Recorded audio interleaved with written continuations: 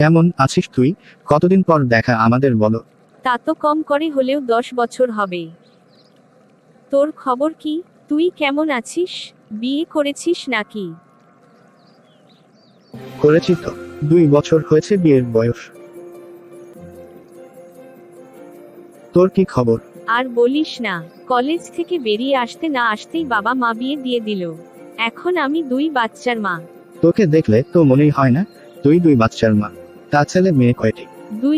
2টি মেয়ে।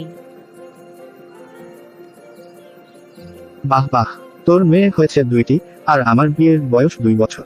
তোর মনে পড়ে আমাদের সেই কলেজের দিনগুলোর কথা। তোকে ছাড়া একটি দিনও ভালো লাগতো না। আর এখন তোকে ছাড়াই বাকিটা জীবন পার করে দিচ্ছি।